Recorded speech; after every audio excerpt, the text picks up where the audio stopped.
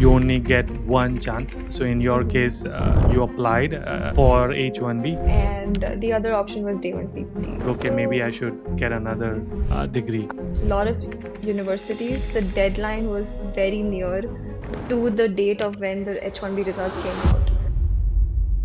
So then by the time you like send in the applications and apply, the deadlines are already like crossed. In your case, you did not get H1B picked. Your OPT was ending maybe within a couple weeks or a month, and so doing this enables you for another 2 years to attempt H1B if you continue and use the entire 2 years of CPT. What you're going to watch is the reality of what a lot of student faces.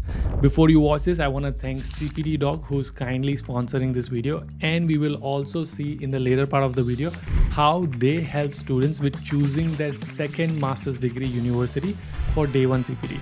And the best part is they offer it all for no charge. You can schedule one-on-one consultation with them for absolutely free to understand your options and understand the whole CPT and day one CPT process. If you are in this process of figuring out day one CPT, you can schedule one-on-one with them. Link is in the description. But now I'll let you enjoy the video. Thank you, Mitali, for doing this. It really means a lot. I am excited because I know a lot of people have questions about this, and there's like a lot of unknowns about day one CPT and like how to go about it. And I know you are in that phase. So before we get started, let's do like a quick intro. Where are you from? When did you come to United States? What did you do? What do you do right now? So I'm originally, actually, I was born in Abu Dhabi. I grew up in Dubai and Muscat, but I'm from Kandivali, Mumbai. Oh, wow. Yeah. I'm from Yeah. Kandivali too. Oh, nice. Yeah. So when did you come to United States? Yeah. I came to United States in 2021, September 2021. And then what did you do? And then what do you do right now? Yeah, so I went to Manipal for my undergrad. So I did my bachelor's in physiotherapy from there. And then I came for my doctorate in physical therapy to California in September 2021, Loma Linda University. Nice. Have you heard of that? No, this is the first time I'm Okay. hearing it. So we might want to do like a separate podcast on physical therapy as well. But I know this one is just purely about your H1B and day one CPT. Yeah. So walk me through, like, so you graduated and then you like how does the physical therapy job world work? Like, do you apply regularly just like everyone else and then you get a job? Do you have to get licenses? Yeah, so you do have to get licensed. So I was in California, and the easiest state to get licensed in is New York because of the credentialing process. You asked me about the application process, right? Yeah, job. Yeah. So, yeah, so it's usually like I did it through Indeed Hmm. and LinkedIn. Not much of LinkedIn. Mainly it was Indeed Okay. because there are a lot of jobs out there for physical therapy. I don't think there's any shortage of Oh, jobs. wow. But I then didn't you'll know have to that. probably, yeah, but then you probably have to find the one that suits you. Because some can be really taxing, like they'll make you work a lot but not pay enough. And then you have to find the right fit. Like, you're getting paid, you're being valued for what you're doing, and you're enjoying what you're doing. Because Okay. it then, like, I know people who've had like burnouts and now they don't like what they're doing. Hmm. But then there's no point in that. So, I don't know because I this is like a whole new world for me. yeah, I just go to physical therapy for my therapy, but that not like I don't know I what they see, I do. see. And so Yeah. when you say pay little, like, do you not get paid like salary wise, or is it hourly, or like? It depends on the clinic or on Hmm. the setup you're in. Some are salaried and some are hourly. Hmm. Some have a fixed base pay, and then the rest depends on every patient you see. Per patient, you get this much. It's Hmm. like that. Yeah. Okay, got it. Interesting. So This then this you're is always under that stress that, okay, well, now I have like three free slots in the day, but nothing's filled up, so I'm not probably not getting paid for paid. that time. Yeah, Yeah. yeah. Yeah, and that this is good thing that you said that there is a lot of demand in this world. Mm-hmm. I mean, in this physical therapy career, and there's just not many physical therapists. That is surprising. Mm-hmm. Is it because just it's so hard to get through, or like, or just many people don't know about it? Not really. I mean, that's a good question. I don't know. It's not, I don't think it's that grueling to get through to become a physical therapist as it is for dental and medical people out here. Hmm. I think they have to go through a lot more. It's a lot more competitive. Even locals over here just have to do like pre-med and then 3 years of DPT, which is Hmm. Doctorate of Physical Therapy, and then they can pretty much apply. Hmm. I just feel like New York is a very busy city, right? There's always something happening. Like a lot of my patients don't get appointments for their MRIs even. Like even if it's a serious thing, the hospitals are packed. Like you don't get an MRI appointment for like 1 month down the lane. Like you could be dead by then, you know? Wow! So I think Wow! it's like that because like there are so many people who need PT, and then there are so many people who are like under so many clinics who are understaffed. They need more people to join. Hmm. So So, and do yeah. you like when you were doing your doctorate? Did you have more like friends from India, like from your home? Like, did Mm-hmm. Yeah. are okay, got it. So there is demand. Like the people are doing this masters. Yeah. Okay. Yeah. So this is actually a different course. It's called Transitional Doctorate of Physical Therapy. So US doesn't have any masters of physical therapy. They have Hmm. masters in exercise science or Oh, masters right. Yeah. in Yeah. Yeah. kinesiology or something like that. Um, and while DPT is not mandatory yet, I just thought it's better to have a DPT degree than to have a master's in exercise degree. The only thing is it's not STEM. Wow. But that is a Yes. big thing, right? It is a big thing, but then yeah, but then it's like then it's also like just to get an additional chance, I don't want to get another master's degree that I don't want to get. Hmm. It's like I'd rather have a DPT. Got So it. this is for people who want to do that, but you're already a PT back home, so you don't have to go through 3 years of entry level doctorate program. So they Hmm. have a transitional doctorate program where Hmm. the curriculum is compressed to like instead of 3 years, it's 1.5 years, and it's a little more advanced than the entry level students because you're already a PT back home. Got it. Okay. Yeah. I definitely want to learn more about this. And because I'm very curious, and I didn't know it was like a demanding career. I just yeah, I had never explored this career. But let's talk about because your doctorate program is only 1 year OPT. It's not a STEM course, so Mm-hmm. you only get one chance. So in your Mm-hmm. case, you applied. For H1b. So is that Mm-hmm. your clinic that applies for you? Yeah. Mm-hmm. Right, My employer applied for me. right. And then you did not get, I'm assuming Yeah. this, you did not got picked. Yeah, yeah, Okay. yeah.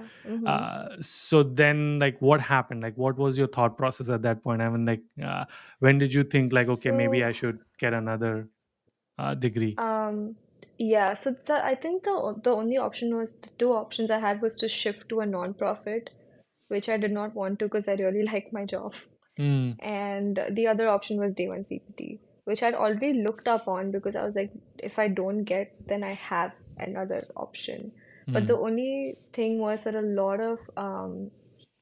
lot of universities, the deadline was very near to the date of when the H1b results came out.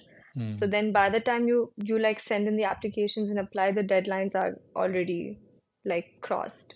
Got it. Yeah. Um, so I was still like researching, and then I came across like Instagram reel itself about the social dog, like these The people go CPT dog. elite.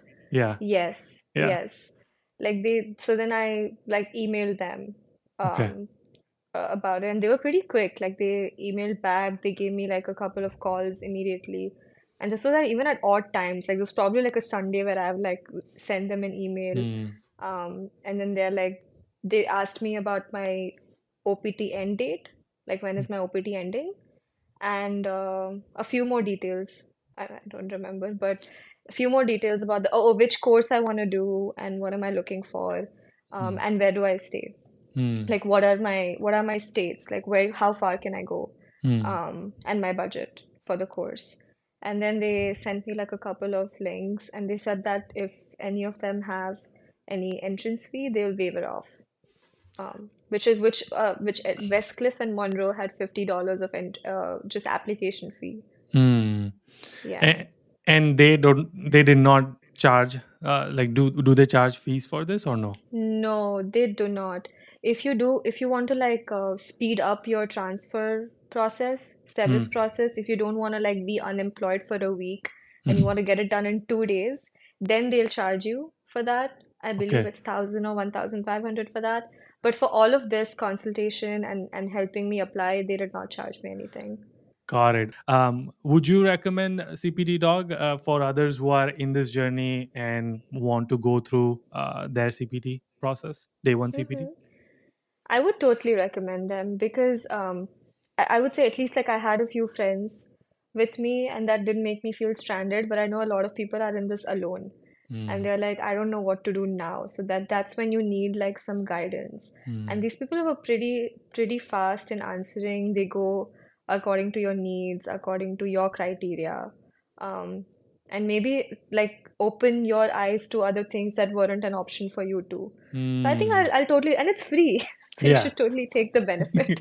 It is, and And that's your application fees get waived off. So, so yeah. There's no. It's like all mm-hmm. win-win. You're anyway Yeah, gonna do it. Like do it with some professionals who knows things. They yeah, have been in the industry. Yeah. Yeah. mm-hmm.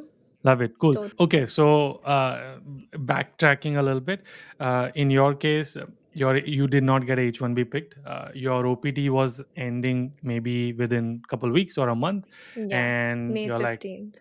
May 15th. Okay, and then obviously April is when the results were announced. So you really had like few weeks, and so Mm-hmm. at this point of time, you're like, okay, I'm gonna do another master's degree so I can go for a CPT, which from day one, that's why it's called day one CPT, for this university that allows this. And you came across CPT Dog, you reached out to them, and they are basically consulting you and helping you figure out which university to go to based on your preferences. Is that correct? Yeah, yeah. Okay. Uh, and so, what is the process? So, let's say in your case, like, what did you pick? What was the second degree? And then, which university did you pick and why? So I picked MBA in healthcare Mm, because honestly, I didn't want to do anything in science because to keep up with that course with my full-time job would have been a lot. mm, And also like it's time for a change. Like I can't keep studying about the human body anymore. I'm tired. So MBA in healthcare sounded like a good option because I know a couple of seniors who have done that as well.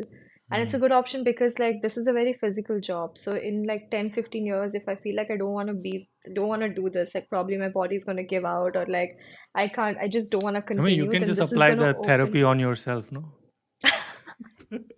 easier said than done. Yeah, So, yeah, and then that's going to open up a lot of other opportunities for me. Like I can mm, manage a hospital, I can manage a clinic. mm, It's definitely gonna reflect a lot on my C resume as well.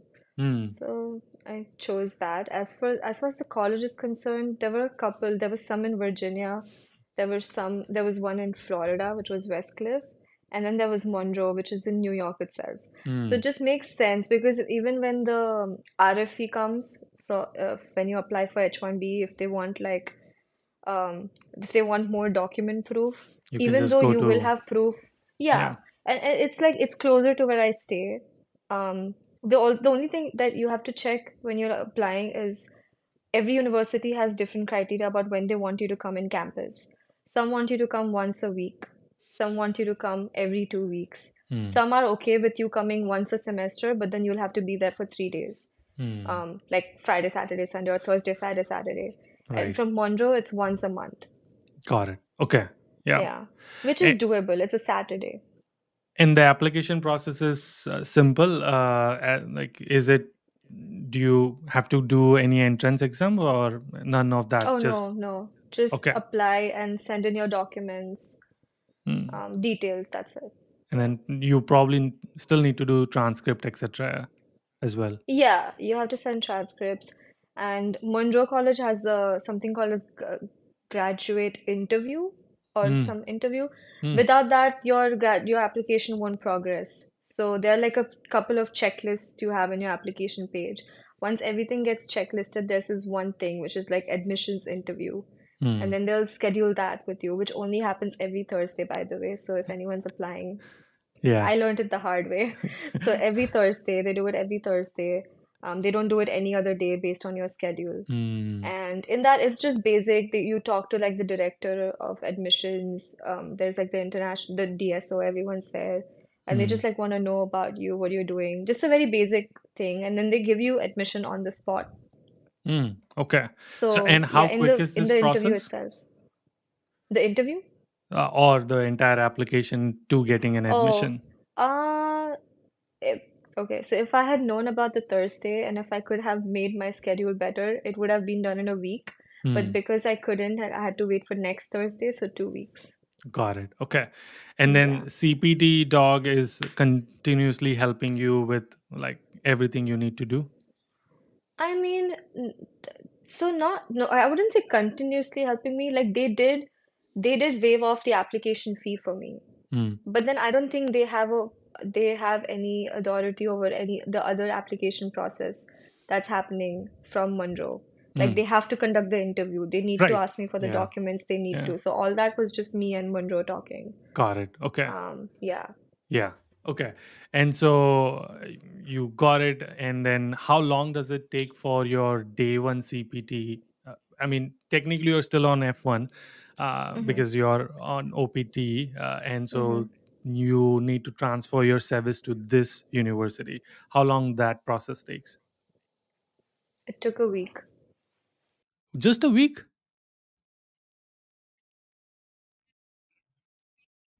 Oh, okay. I mean, I have no idea how long it takes. So, Oh, okay, okay. yeah, yeah. It took a week. Like I had to stop working for that week. Hmm, got it. Yeah. Because you obviously don't have any legal way to work on in United Yes. States. Got it. Yes. So I had to contact my ex-university's DSO and I told him to release my service records. Hmm. So they release it. The day they release it, you have to stop working because technically you're idhar ka nahi, udhar ka nahi. So you're like you don't have you're nowhere. Right. So you have to stop working, Yeah. and then they give it to these people, and then they take a week to process it. Hmm. Once they process it and send you your new I-20, that's when, and they'll send you two I-20s. One will be just like, okay, these are your details, this is I-20, and the second will be with the CPT thing attached to it. Okay, this Right. is your I-20 with the CPT approval, and now you can start working. Hmm. And Okay. even then, like even if all this process is done earlier, you can only start working on the first day of your class. Right. Oh, okay. So, and so when does the first day starts? It was 27th April, 26th or 27th April, I believe. Wait, So, I thought you said oh, sorry, sorry. Yes, yes. Your yeah, OPT ends on May, but yeah, it's May 27. 15th, yeah. Gotcha, gotcha. So it was like 27th April. So even if they would have done it earlier, I could have only started on 27th April. Hmm. Got it. Yeah, Okay. Was it stressful? it was Yeah. because like you have to do a lot of scheduling changes, and then I had to explain everyone in my clinic what's going on. Hmm. Like, like they have no idea about what this is. Hmm. So it was very like alien to them. And then the unsurety of whether I'm going to come back or not, because the schedule goes like months out, people book out, and you Hmm. can't just keep calling them one day before and like, oh, your therapist is not going to be there. So it was Hmm. stressful for them, it was stressful for me, but I think it all worked out because I gave them a week timeline, but then I told them that this could get extended depending on whether my document comes in or not. And they Yeah. were pretty understanding about it. And they said that it's fine, we'll deal with it. Yeah. Yeah. But Yeah. aa gaya ek week mein and then I could go. So it was Mm. fine. And I'm Yeah. assuming this still cost you the money as well to pursue the another degree. In Oh yeah, yeah, it did. Yeah. Yep. Okay. Yeah. And And so doing this enables you for another 2 years to attempt H1B if you Mm-hmm. continue and use the entire 2 years of CPT, because then Yeah. you no longer will be eligible to do OPT after this Yeah. MBA. So, If I switch, which I'm not going to, but if I switch to part-time after 11 months, I'll still get the OPT. right. Okay. Yes. Yes. Okay. Yeah, that makes sense. Yeah. For people who don't know what she's talking about, like legally, you can only do less than 365 days, or people say it's very safe if you do just 11-month full-time CPT. And if you do less than 365 days slash 11 months, then you still get OPT. If you do more, then your OPT gets voided. So you could technically reduce your hours and just say like, okay, I'm going to do 20 hours, and if you Mm-hmm. want to keep your OPT, but Yeah. I'm assuming you're going to decide based on how the circumstances will be later on. Yeah. Yeah. I mean, I don't think 20 hours a week is sustainable In New York especially. in New York. So What I what don't kind of think money physical therapist makes? Like, what's the salary range for people? the starting would be 80 to 85. And I think, Dollars per hour? oh no, I'm talking annually. Oh, okay. uh, Annually. that 85K is annually. in New York, that is very less. That is. And then I think the topmost that a physical therapist, if they don't change their position to clinical director or manager or something, like just as a physical therapist, I think you can reach 110, 115 max. I don't Hmm. think you can like hit more than that unless you wanna switch to a clinical director or a manager or something, where exactly this MBA in healthcare comes into picture. Got it. Okay. Yeah. Can you start your own clinic practice? I believe you need a green card for that. I don't think you can do it on this visa or H1B. I'm If not you had sure. green card, maybe you could self-sponsor your H1B regardless, but let's assume you Mm-hmm. have your own green card or some way to do it, but you could do it. You can start your own practice. Yeah. Mm-hmm. Okay. Okay. Yeah. Is that something you want to do? Not right now, but I don't know. Maybe the MBA will give me some insights and then I will want to. Yeah. But n not right now. That's like maybe like a long-term goal, if Hmm. anything. Yeah. And how is it managing the studying, because you're still probably getting assignments and everything with Mm-hmm. your MBA, and then you're also working full time. Mm-hmm. How is it easy to manage, or is it hard? Like, Um, Okay, so I have mixed feelings about it. It is pretty hectic, I would say, because I think Monroe College is pretty legit because they don't want to be messing with like your H1B process. So they're pretty strict about it. So they have classes every Saturday, 9 to mm, 5. mm, Like you have classes. And then you have assignments which are due for that mm, coming week. There are midterms, finals, just like how any college goes. So like you basically have to just work around your schedule. mm. Um, it is it is challenging, but doable. Okay, yeah. Are Yeah. there many friends of yours? Have you met other Yeah. people who are going through this? Okay. I have few friends like who are in this with me. No, I guess it's a good company. Hopefully, it helps you. Yeah. Yeah, yeah, Yeah. mm, yeah. Yeah. Would not have gotten through without them. So That's good. Okay. So hope yeah. is that next year, in the or Mm-hmm. if there's a second round of lottery, maybe perhaps you could get picked in that one, or Mm-hmm. next year, or the year after. So that Yeah. like you're borrowing some more time, and hopefully, and Mm-hmm. you're upskilling yourself with a business degree, and eventually you can get into Yeah. managing Yeah. positions. That's good. And for people who don't know, this is absolutely legal. Mm-hmm. Yeah, Yeah. otherwise she wouldn't be doing it. But I've heard that the travel is very restrictive with this. Is that true? Like, What does that mean? leaving United States is going to be challenging. Oh. So honestly, I know a lot of people who are already on CPT who have already exited and come back Oh, thrice. really? Okay. Nice. It's thrice, yes. It's almost similar to studying in United States on F1, right? There's always going to be a risk. Yeah. There's always going to be a risk. When you come back, there's always going to be that 1% chance they're not going to let you in the country. Mm, So mm, when we had our orientation, colleges just want you to be on the most safest side possible. So mm, they told us that when you have your semester break, like in between two semesters, is probably the safest time to go. Because if you go on a different time, then they'll be like, you're supposed to be in school, so why are you vacationing? yeah, You yeah, know, yeah, yeah.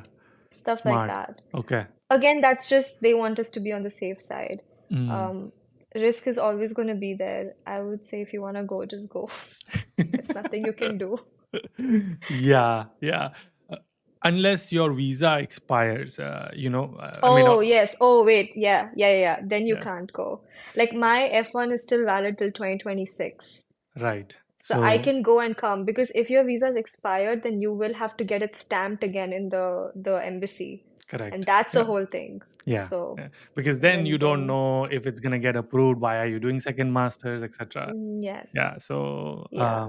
yeah, yeah. And Okay. even if you're planning to go, then make sure you have like solid proof, like solid reasons. Make sure you exit the country with a whole bundle of documents that are supporting why you're doing this, you know? Yes. Yeah. Yeah. Yeah. What would before we wrap? What was one advice would you give to aspiring physical therapists who are planning to come?